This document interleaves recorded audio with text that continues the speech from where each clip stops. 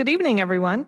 Like to welcome you to the Onalaska Plan Commission. Today is Tuesday, February 24th, and it is 6 p.m. Item number 1 is the roll call. I can call the roll. I am Mayor Kim Smith. I am here. Alder Jim Benash. Here. Thank you. Kevin Schubert. Here. Jan Brock. Present. Eric Scholander. Here. Eric Archer. Here. Bill Lethan. Here.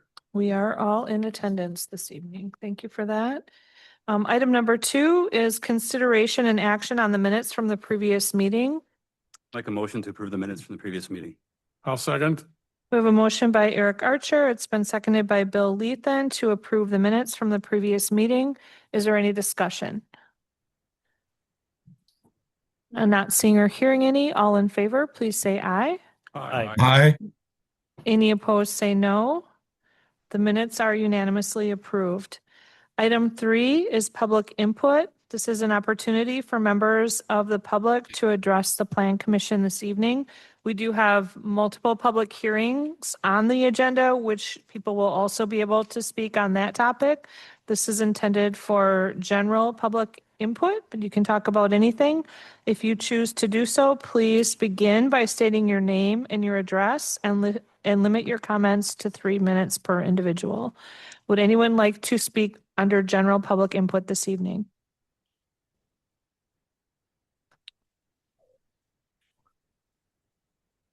Welcome.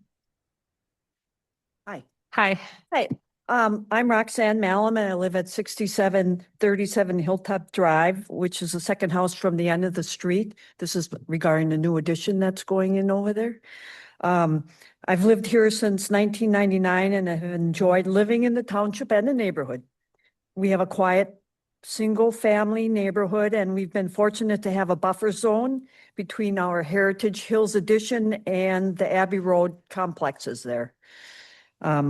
I'm concerned about having a through street at the end of Hilltop Drive.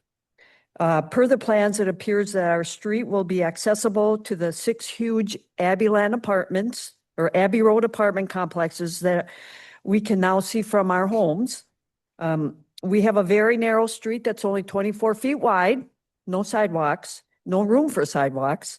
Plus, we have a big blind curve that comes from the end of where the road ends or street ends and goes around. It's a very big blind corner, and it goes all the way to Carefree Drive. So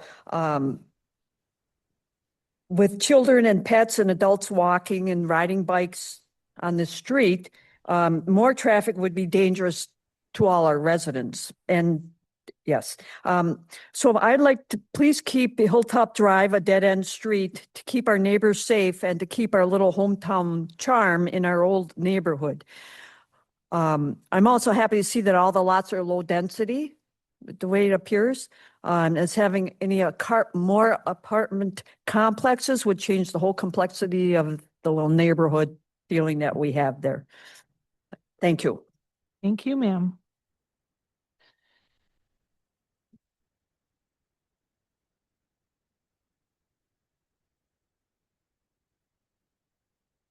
Good evening. Good evening. I'm Dale Lehman, live at W6730 Hilltop Drive, on Hilltop Drive there. I'm here about Terry Wheeling Construction. I've been there for 45 years and I knew sooner or later that development would come in there. I was here last couple months ago when you annexed the property. My concern is connecting that new subdivision into Hilltop Drive.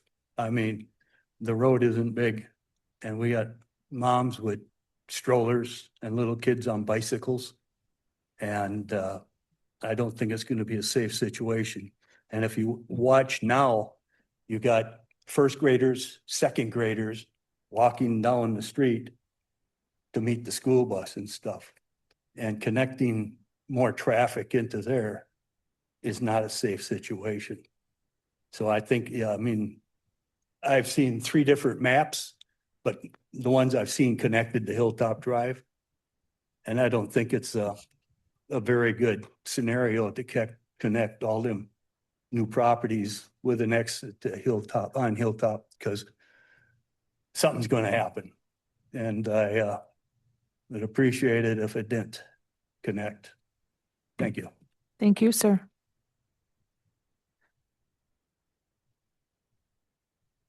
Is there anyone else that would like to speak during general public input?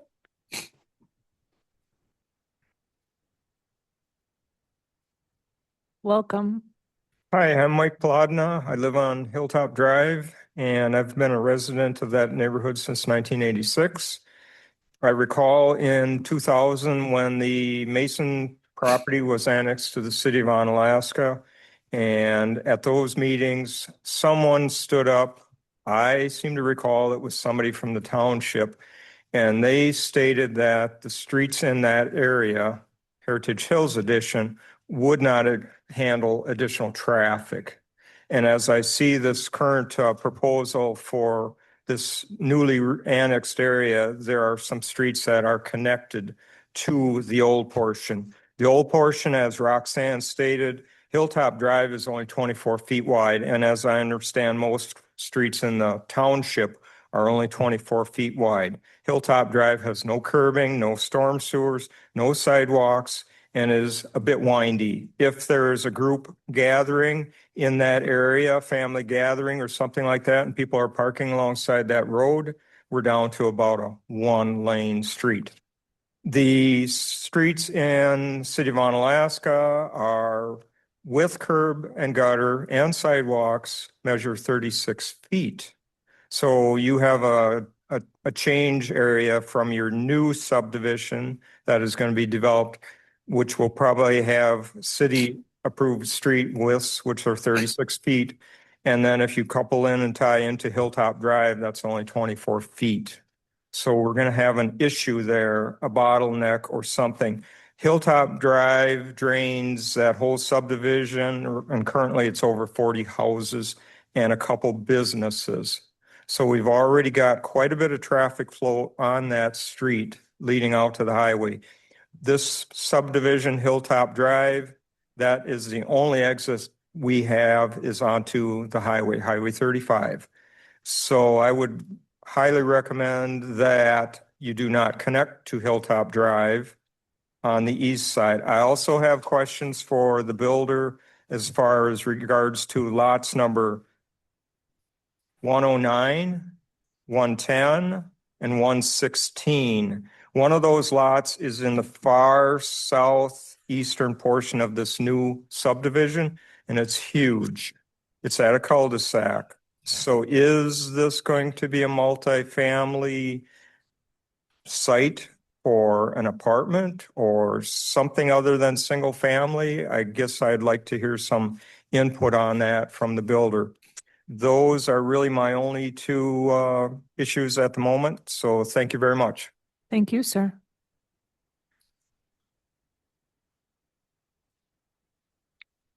Would anyone else like to speak during general public input?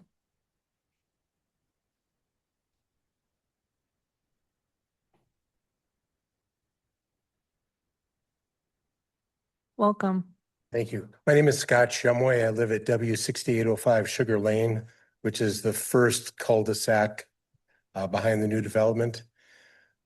My concern is not so much the new development, but it pertains to what everybody else has said about the traffic coming through. As it is, when I leave to go to work in the morning, I get on Hilltop to 35 and I have to turn south. And sometimes the traffic there is so heavy that I have to wait several minutes for cars to clear. So if there's more cars coming through on Hilltop, that's going to become even a bigger problem. And recently the state had moved County Road Z, so it's exactly opposite Hilltop and a stop sign on both sides. Now, many people coming off Bryce Prairie don't realize that whoever's there first has the right of way, depending upon the cross traffic. And it's become quite difficult to get out of there. And I know that the city really doesn't have anything to say as far as what the state's going to do with that road. But if there's a lot more people living there and accessing 35 at that intersection, it might be time to consider a roundabout there, which is expensive and up to the state, I'm sure. That's my primary concern. Thank you, sir.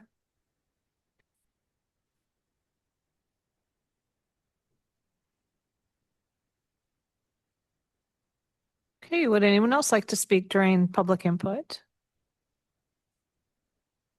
Second call for general public input. Third and final call for anyone wishing to give public input this evening. I'm not seeing or hearing anyone else, so we'll move on for consideration and possible action on the following items. Item number 4 is a public hearing for a preliminary plot application filed by Terry Whelan Construction to create 40 parcels of land for a future residential subdivision, Heritage Hills 2, located within the former undeveloped Heritage Hills subdivision. For the record, this is tax ID number 186889-0, and the applicant is Terry Whelan Construction. At this time, I'll open the public hearing and ask if anyone would like to speak in favor of this preliminary plot application.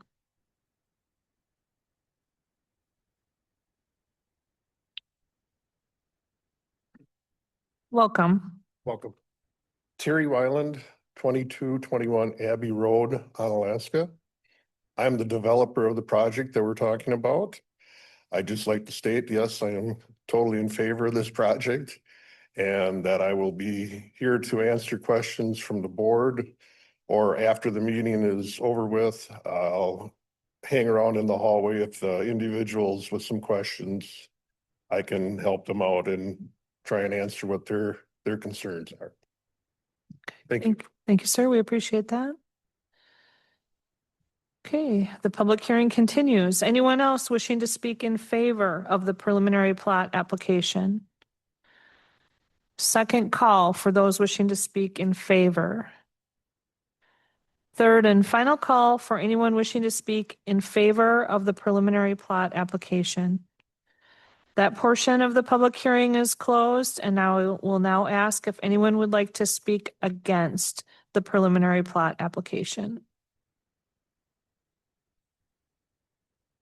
Second call for anyone wishing to speak against this application. Third and final call for anyone wishing to speak against. The public hearing is now closed, and I will turn this matter over to Katie Aspenson, our city planner, to introduce the topic to our Plan Commission this evening. Katie? Thank you, Mayor. This preliminary plat is to facilitate a new subdivision consisting of 40 residential properties and 2 outlots. The subdivision will include 2 new public streets connecting from Abbey Road, as well as access to lots from Holly Drive and Carefree Drive. New sanitary sewer, water, and storm sewer extensions will be provided. All of the residential parcels meet the minimum lot dimension standards required in the R2 district, as that is what the land was annexed in as with its zoning district. If the preliminary plat is approved, the applicant will be required to apply and obtain approval for a final plat with the Department of Administration. City staff have put together a total of 33 conditions of approval. We would also like to note that there have been some minor changes related to the location of one of the outlots, has been updated. So if it is approved this evening, that further finalized map will be included in the packet, and that is what would be acted upon by the Common Council. Thank you. Thank you for that, Katie. With that said, I'll turn this matter over to the Plan Commission. What is your desire this evening? Make a motion to approve the preliminary plat application filed by Terry Wyland Construction, creating 40 parcels of land for future residential subdivision located within the former undeveloped Heritage Hills subdivision, tax parcel 118-6889-0, with the 33 conditions as outlined in agenda item 4. Thank you for that. Do we have a second? I'll second. Okay, the motion has been made by Eric Archer. It's been seconded by Bill Lethan to approve this preliminary plat application with the 33 conditions. Is there discussion? Okay, Kevin? Yeah, thank you, Mayor. I guess just to clarify for some of the public comment we heard during the item number 3 for input, this new subdivision, even though on some of the maps for the plat, Hilltopper Drive will not connect into what is currently called the new street, Joseph Street. Hilltopper Drive currently does not actually extend to the property boundary between what this development will be and the existing road. So actually, even though it shows on the plat, those are just showing the right-of-way lines, right? The city would have when this plat comes in, and the existing right-of-way within the township, but the two roadways will not actually connect. So as it currently stands today, Hilltopper Drive will still sort of have a dead end as the street runs out of pavement. It will be a short distance. I would expect some pedestrians potentially walk to use either street, right, the city or the township street. But vehicle traffic, there'll be no connectivity from the eastern end of Hilltopper Drive to Joseph Street. So city staff has reviewed the plat as currently and found it acceptable. We just received some of the interior utility plans, right? And we are reviewing that, but our initial description of this and review thinks that all city utilities, water and sewer will be able to handle anything in here, and the plat is to current city standards. Thank you for that. Any other questions or comments by the commissioners? Jan Brock? Someone asked this question too, and I did have it. Lot, I think it's 109, is really large. Could Mr. Wyland address that as to what's going there? If the commissioners would like. Terry, would you like to address that question?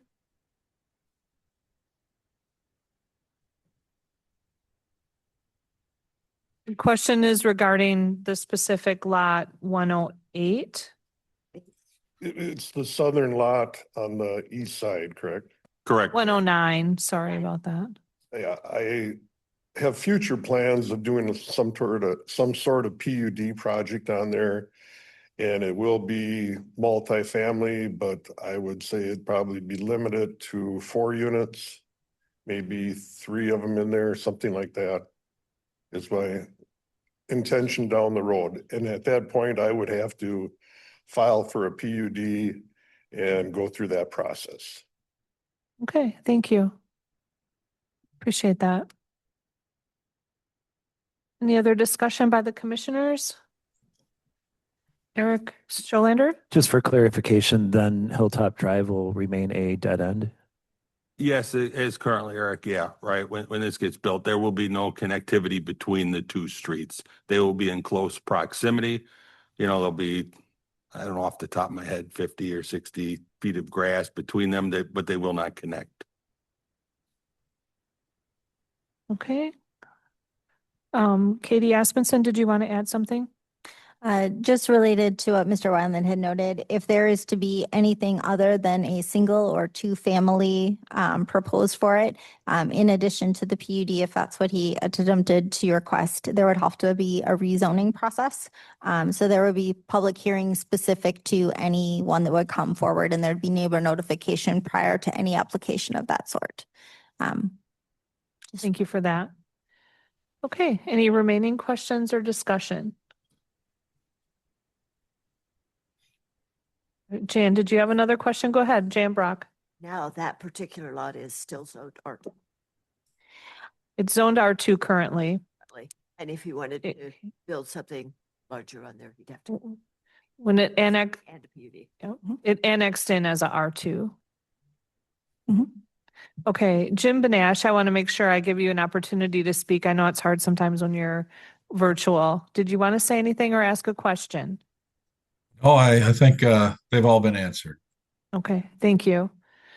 All right, not seeing or hearing any additional discussion, the motion on the floor is to approve this preliminary plat application with the 33 conditions. All those in favor, please say aye. Aye. Any opposed, say no.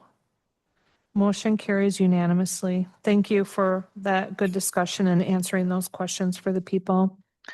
Item number 5 is a public hearing for the general development plan application to create a planned unit development, a PUD, to allow for the construction of a single-family dwelling and request a deviation from the Unified Development Code, including but not limited to exceeding the street yard maximum setback in the low-density residential R1 district. This is located at 525 Green Coulee Road.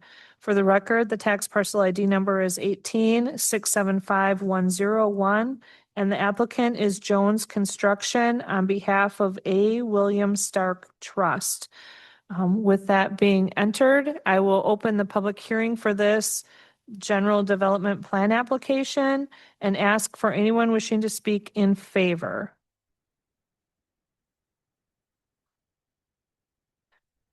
Second call for anyone wishing to speak in favor of this plan application. It's hard to tell which way you're going. Welcome, welcome. I'm Phil Jones. I'm the builder for that property. Obviously I am in favor of it, and I just wanted to throw out the same as Terry. If anybody has any questions after the fact in this, let me know. All right, thank you. All right, anyone else wishing to speak in favor? Second call for anyone wishing to speak in favor of this item. Third and final call for those wishing to speak in favor. Not seeing or hearing anyone else, I'll close that part of the public hearing, and I will now ask if anyone would like to speak against the general development plan application on Greens Coulee Road. Welcome, sir. Hi, Jim Opperman, and I own the lot just to the north of it. I'm not really against moving it. My concern is water flow off from the bluff and behind. And when I look out my backyard where the flag is, where I think the house is going to go, it could be a very narrow place, depending on how much they build up the base there. That water could come back over onto our lot. And I see he's here. I'll talk to him afterwards.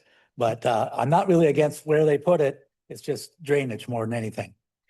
Thank you for that, sir. Anyone else wishing to speak against? Second call for anyone wishing to speak against. Third and final call for anyone wishing to speak against this development plan. Okay, I will now declare the public hearing closed and ask our city planner, Katie Aspenson, to introduce the topic to the Plan Commission this evening. Thank you, Mayor. This PUD request is to allow for a single deviation to construct a new single-family dwelling, in particular to exceed the maximum street yard setback for a principal structure from 40 feet in the R1 district to 70 feet from the Green Coulee Road right-of-way. Included in a packet is the cover letter written by the applicant describing the request. There are no requested deviations pertaining to density, PUD perimeter, lot dimension standards, environmental and cultural design, architecture, parking, streets utility drainage, circulation access, landscaping, and signage. To discuss the proposed deviation is related to site dimension standards. The applicant is requesting to exceed the maximum street yard setback due to the layout and topography of the parcel in question.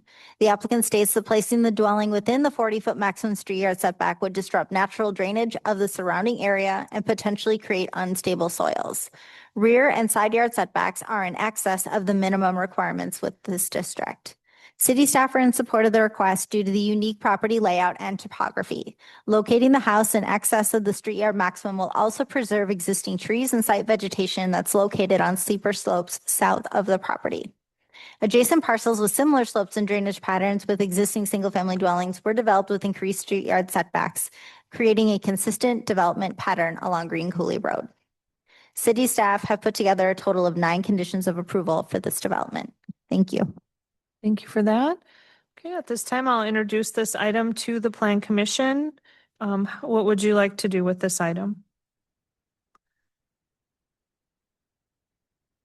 I'll make a motion to approve the general development plan application to create a PUD to allow for the construction of a single family dwelling. Request a single deviation from the UDC, including but not limited to exceeding the street for maximum setback in the district located at 525 Green Coulee Road, tax parcel 1-675-101. The 9 exceptions as outlined in agenda item 5. Thank you for that, Eric. Do we have a second? I'll second. Okay, we have a motion on the floor by Eric Archer. It's been seconded by Bill Lethan to approve this item with 9 conditions. Is there any discussion? I just want to comment that the sketches that you guys provided, Okay, Bill, can you pull your thing up a little bit more? I'd like to compliment you guys for the sketches you provided because it makes it very understandable. Okay, thank you. Any other discussion? Yeah, that's okay. Eric Scholander, try to say which Eric it is. Okay, so I too had a question related to the watershed too, and understanding the topography of Greens Coulee. I'm sure this comes up quite a bit. But just out of curiosity, is there any concerns with the watershed when it comes to the placement of where this development is going to take place, where it could cause potential concerns with, severe erosion or anything that can be a concern to neighboring properties? Okay, Katie, would you like to answer that or should we go to the city engineer? Okay, Kevin Schubert, our city engineer, will reply to that question. Thank you well, I guess, Eric, to start for the watershed as a whole, no, right? I mean, the Green Coulee watershed, this wouldn't affect anything there locally, right? With property lines, I think that's one of the reasons staff and I would be supportive of the setback, right? City ordinance would put the home currently into the slope, and that would be some concerns, right, with drainage and stuff. But I think where the current proposed house would sit, right, a more level area, right, some of that could be the final plan once the home is built with drainage, roof pitches and slopes will come into that. But overall, I would not see a negative impact for any surrounding neighbors for approving this. Thank you for that. Thank you. Any other questions or comments? Okay, the motion on the floor is to approve this general development plan application to create the planned unit development. There are 9 conditions. All those in favor, please say aye. Aye. Any opposed, please say no. This motion passes unanimously. Thank you. Item number 6 is a public hearing. This is for a text amendment to the Unified Development Code relating to the prohibition of temporary storage units as principal structures, accessory dwelling units, accessory structures, and the regulation of temporary storage units on a temporarily permitted basis, creating and/or amending sections 130223B4, 130268A1, 130268B2, and 130268U. The applicant is the City of Onalaska. At this time, I'll open the public hearing and ask if anyone would like to speak in support of this text amendment. Second call for anyone wishing to speak in favor. Third and final call for anyone wishing to speak in favor of the text amendment. I did not see or hear anyone, so I will say that part of the public hearing is closed. And I will ask now if anyone would like to speak against. Asking for anyone who would like to speak against the text amendment. Third and final call for anyone wishing to speak against. Not seeing or hearing anyone, I will declare the public hearing closed and refer this matter to our city planner, Katie Aspenson, to introduce it to the Plan Commission this evening. Katie? Thank you, Mayor. In late 2025, the Planning Department, in particular Brock Lederman, completed a comprehensive review of all non-residential properties within Onalaska city limits to determine compliance with the prohibition of using shipping containers and similar storage pods for both temporary and permanent storage purposes.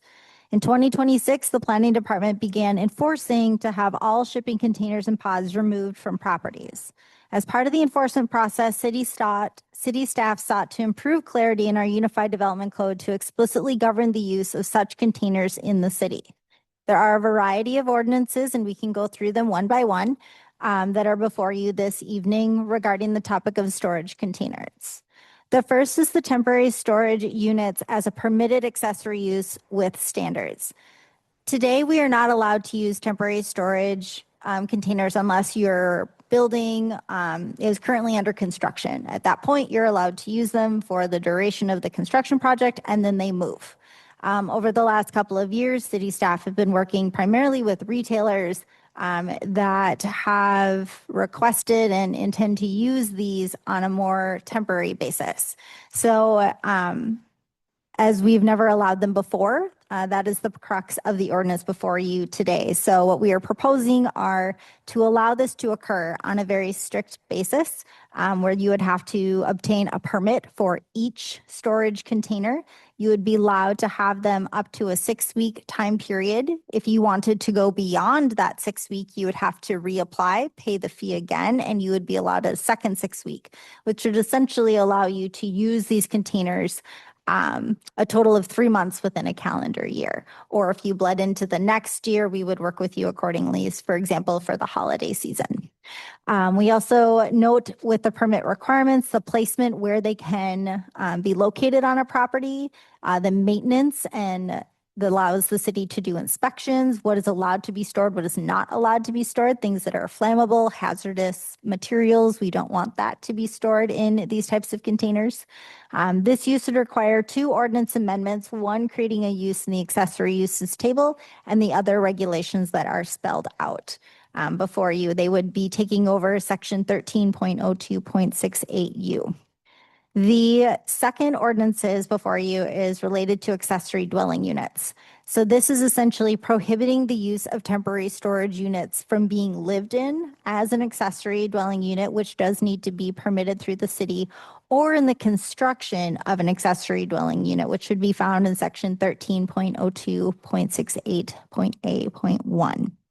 The last is related to accessory structures as a whole. This prohibits the use of temporary storage units as a permitted accessory structure or in the construction of an accessory structure found in section 13.02.68.B.2. So today we've never allowed people to use temporary storage containers as a shed or some sort of a garage. And this is just codifying that and making it very clear what the city's expectation and when you're allowed to use them and when you cannot. Also to note that the public hearing notice did refer to a proposed text amendment to section 13.02.23.B.4 related to principal structures. Working with our city attorney, it was determined that we weren't going to put this text amendment in the Unified Development Code, but rather in the actual Title 15 Building Code to prohibit the use of these temporary storage units as a principal structure or in the construction of a principal structure. So we're just finding a better place for this same regulation to go in a different ordinance. But that ordinance does not come before the Plan Commission, but wanted to give you an update as to where it was previously referred to. So if you have any questions related to the proposed ordinance, I'm happy to walk you through them as you have. Thank you. Thank you for that, Katie. Okay, with that being said, I'd like to have a motion to put this item on the floor.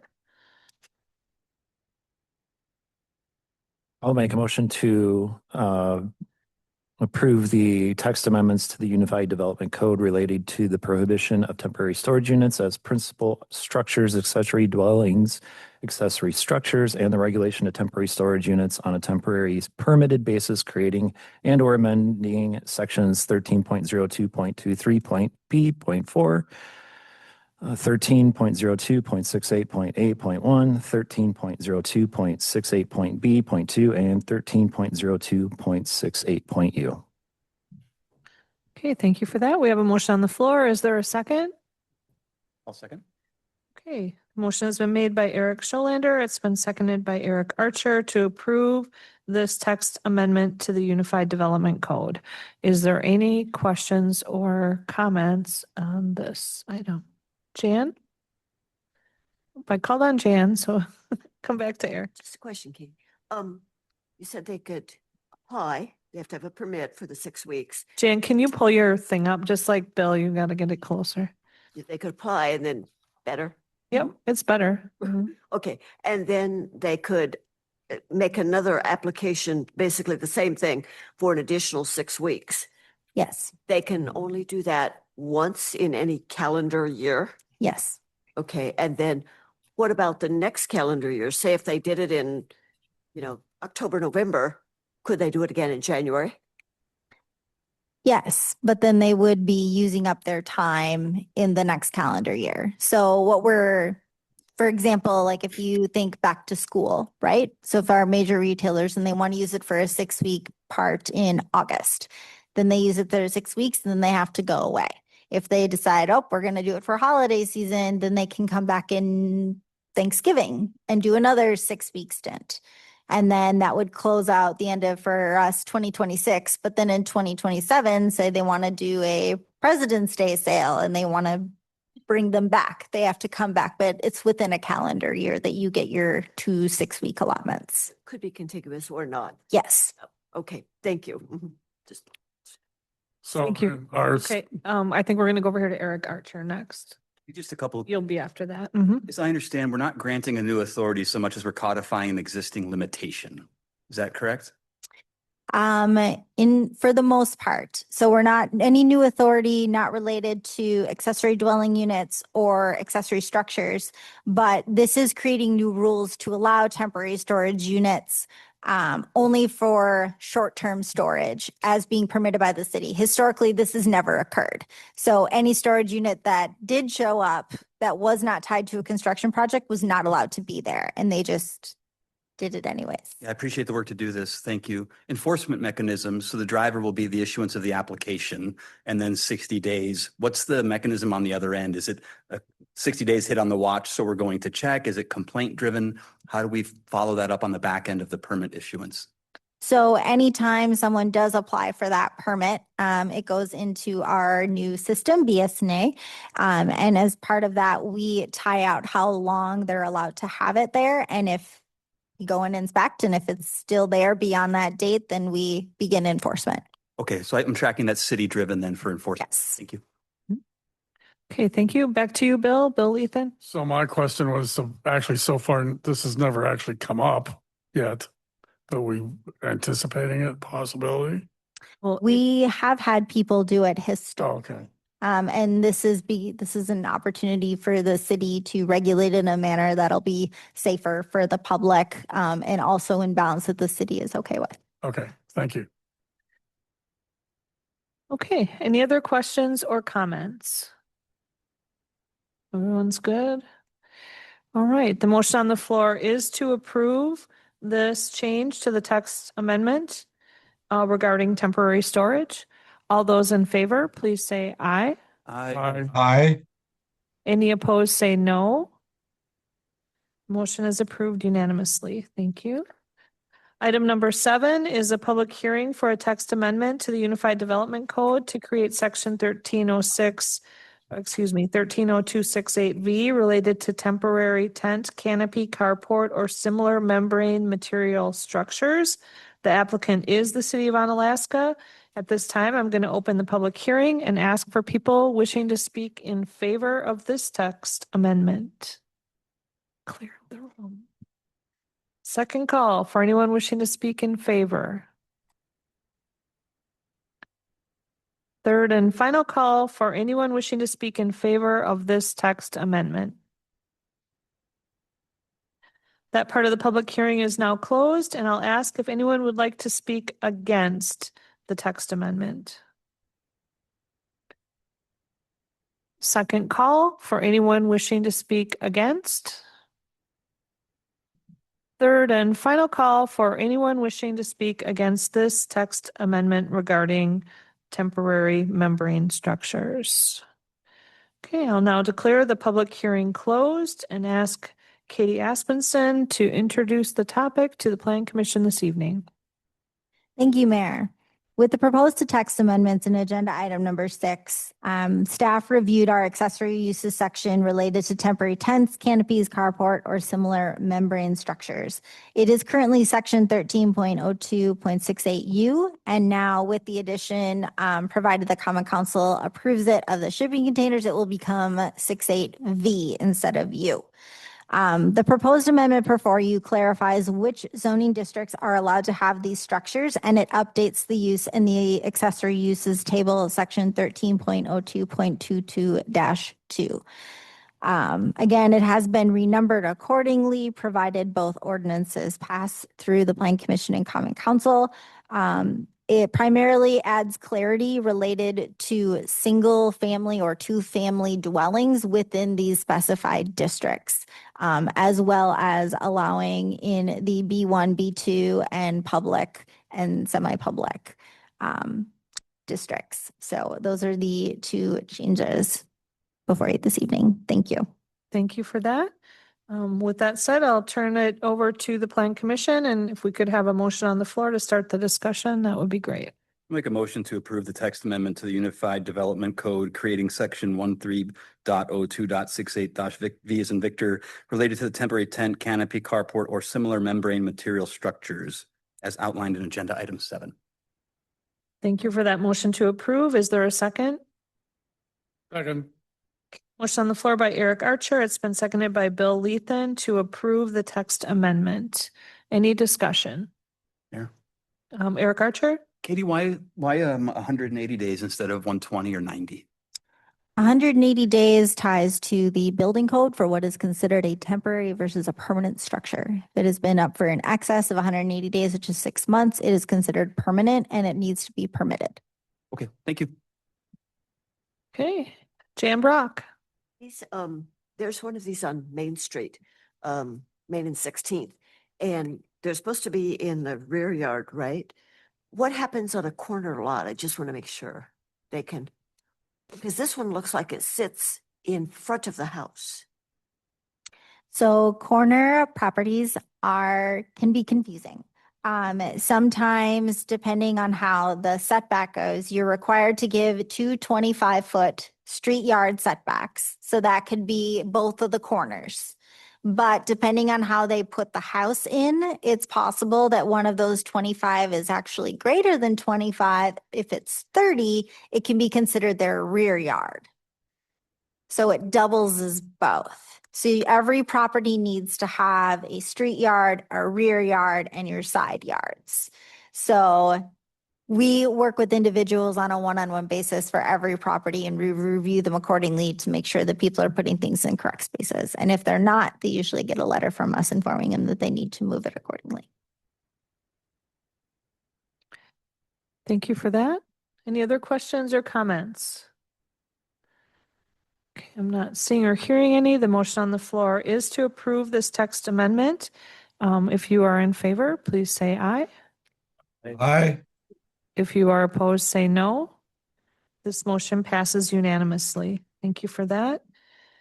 Number 8, final implementation plan application to allow the construction of a single-family dwelling and request a deviation from the Unified Development Code, including but not limited to exceeding the street yard maximum setback in the low-density residential R1 district located at 525 Green Coulee Road. This is tax parcel number 18-675-101. The applicant again is Jones Construction on behalf of A. William Stark Trust. That said, I'll put it over to our city planner to introduce the item. Katie? Thank you, Mayor. Again, this deviation request is to exceed the maximum street yard setback for a principal structure from 40 foot in the R1 district to 70 feet from Green Coulee Road right-of-way. There is one deviation related to site dimension standards that, due to the unique property layout and topography, city staff are in support of the request. We have put together 8 conditions of approval for this development. Thank you. Thank you. What is the desire of the Plan Commission this evening?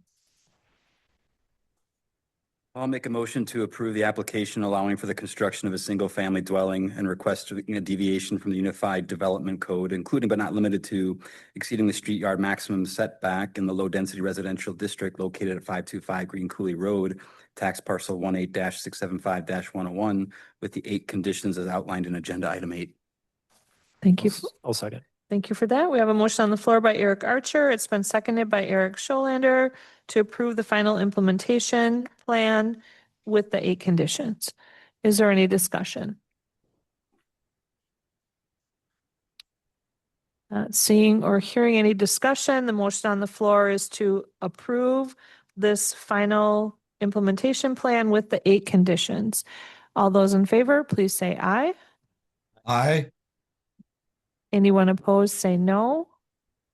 This motion carries unanimously. Thank you. Item number 9 is adjournment. Motion to adjourn.